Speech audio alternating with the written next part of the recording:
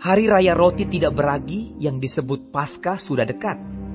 Imam-imam kepala dan ahli-ahli Taurat mencari jalan bagaimana mereka dapat membunuh Yesus sebab mereka takut kepada orang banyak. Maka masuklah iblis ke dalam Yudas yang bernama Iskariot, seorang dari ke-12 murid itu. Lalu pergilah Yudas kepada imam-imam kepala dan kepala-kepala pengawal bait Allah dan berunding dengan mereka bagaimana ia dapat menyerahkan Yesus kepada mereka. Mereka sangat gembira dan bermufakat untuk memberikan sejumlah uang kepadanya. Ia menyetujuinya dan mulai dari waktu itu ia mencari kesempatan yang baik untuk menyerahkan Yesus kepada mereka tanpa setahu orang banyak. Maka tibalah hari Raya Roti Tidak Beragi, yaitu hari di mana orang harus menyembelih domba Paskah. Lalu Yesus menyuruh Petrus dan Yohanes. Katanya, "Pergilah, persiapkanlah perjamuan Paskah bagi kita, supaya kita makan." Kata mereka kepadanya, "Di manakah engkau kehendaki kami mempersiapkannya?" Jawabnya, "Apabila kamu masuk ke dalam kota, kamu akan bertemu dengan seorang yang membawa kendi berisi air. Ikutilah dia ke dalam rumah yang dimasukinya.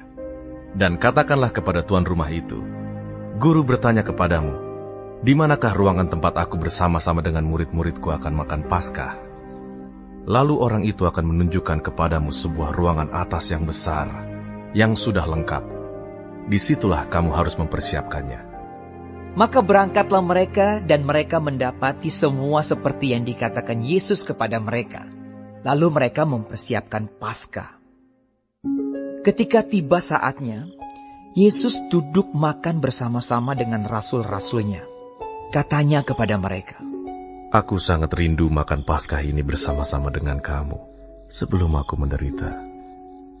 Sebab aku berkata kepadamu, aku tidak akan memakannya lagi sampai ia beroleh kegenapannya dalam kerajaan Allah." Kemudian ia mengambil sebuah cawan, mengucap syukur, lalu berkata, "Ambillah ini, dan bagikanlah di antara kamu. Sebab aku berkata kepada kamu, mulai dari sekarang ini, aku tidak akan minum lagi hasil pokok anggur, sampai kerajaan Allah telah datang." Lalu ia mengambil roti, mengucap syukur, memecah-mecahkannya, dan memberikannya kepada mereka. Katanya, "Inilah tubuhku yang diserahkan bagi kamu. Perbuatlah ini menjadi peringatan akan aku." Demikian juga dibuatnya dengan cawan sesudah makan. Ia berkata, "Cawan ini adalah perjanjian baru oleh darahku, yang ditumpahkan bagi kamu. Tetapi, lihat, tangan orang yang menyerahkan aku ada bersama dengan aku di meja ini. Sebab Anak Manusia memang akan pergi seperti yang telah ditetapkan. Akan tetapi, celakalah orang yang olehnya ia diserahkan." Lalu mulailah mereka mempersoalkan siapa di antara mereka yang akan berbuat demikian. Terjadilah juga pertengkaran di antara murid-murid Yesus. Siapakah yang dapat dianggap terbesar di antara mereka? Yesus berkata kepada mereka, "Raja-raja bangsa-bangsa memerintah rakyat mereka, dan orang-orang yang menjalankan kuasa atas mereka disebut pelindung-pelindung. Tetapi kamu tidaklah demikian, melainkan yang terbesar di antara kamu hendaklah menjadi sebagai yang paling muda, dan pemimpin sebagai pelayan. Sebab siapakah yang lebih besar, yang duduk makan atau yang melayani? Bukankah dia yang duduk makan? Tetapi aku ada di tengah-tengah kamu sebagai pelayan. Kamulah yang tetap tinggal bersama-sama dengan aku dalam segala pencobaan yang aku alami. Dan aku menentukan hak-hak kerajaan bagi kamu, sama seperti Bapakku menentukannya bagiku, bahwa kamu akan makan dan minum semeja dengan aku di dalam kerajaanku, dan kamu akan duduk di atas tahta untuk menghakimi ke-12 suku Israel. Simon, Simon, lihat, Iblis telah menuntut untuk menampi kamu seperti gandum. Tetapi aku telah berdoa untuk engkau, supaya imanmu jangan gugur. Dan engkau, jikalau engkau sudah insaf, kuatkanlah saudara-saudaramu.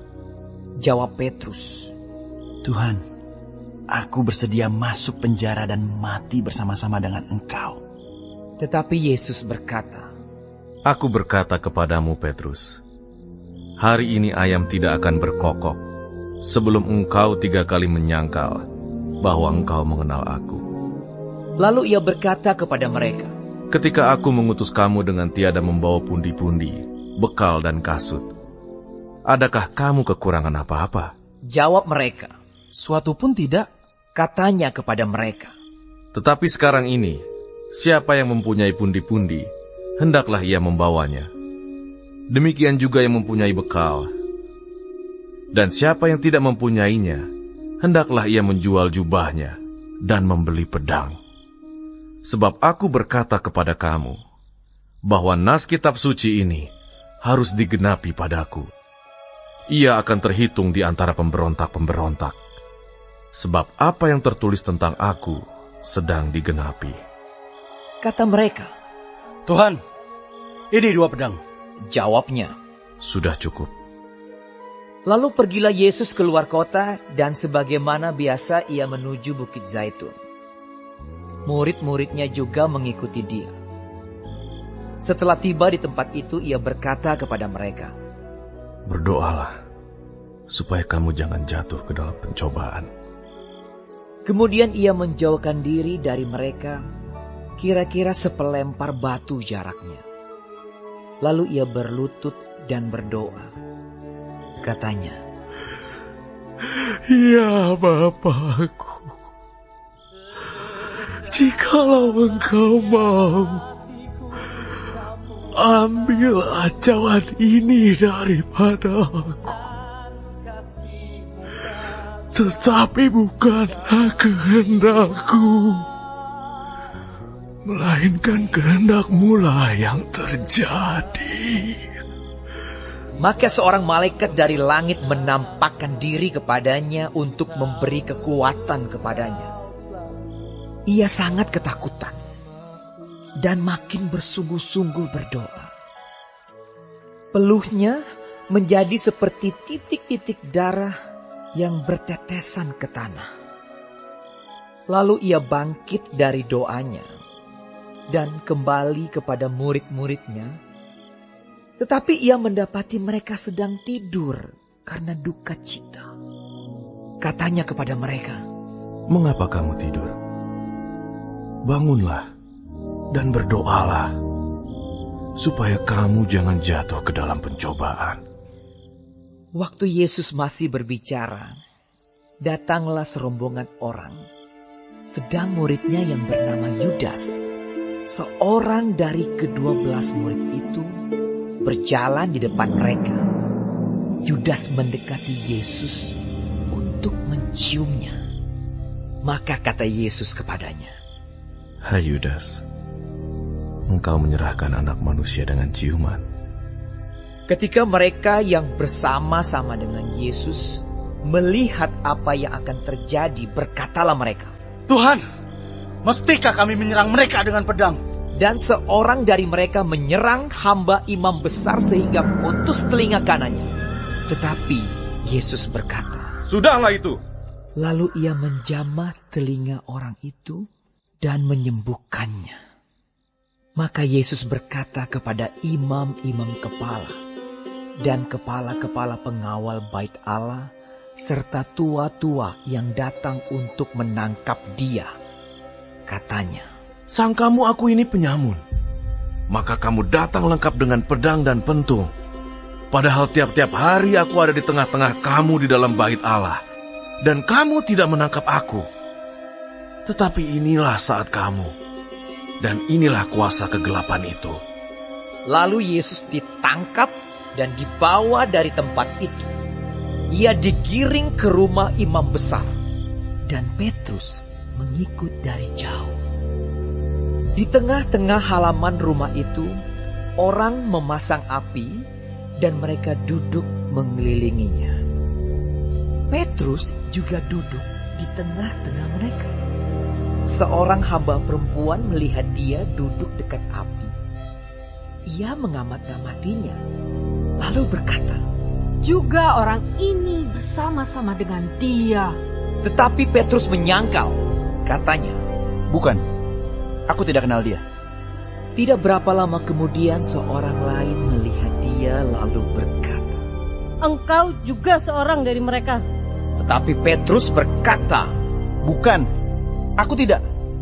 dan kira-kira sejam kemudian seorang lain berkata dengan tegas, Sungguh, orang ini juga bersama-sama dengan dia, sebab ia juga orang Galilea.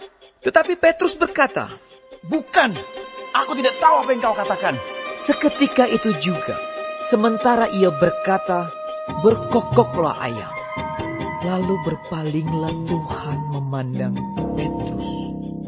Maka teringatlah Petrus bahwa Tuhan telah berkata kepadanya, Sebelum ayam berkokok pada hari ini, engkau telah 3 kali menyangkal aku. Lalu ia pergi keluar dan menangis dengan sedihnya. Dan orang-orang yang menahan Yesus mengolok-olokkan dia dan memukulinya. Mereka menutupi mukanya dan bertanya, Cobalah katakan, siapakah yang memukul kau?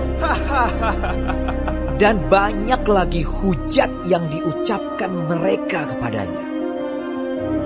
Dan setelah hari siang, berkumpullah sidang para tua-tua bangsa Yahudi dan imam-imam kepala dan ahli-ahli Taurat.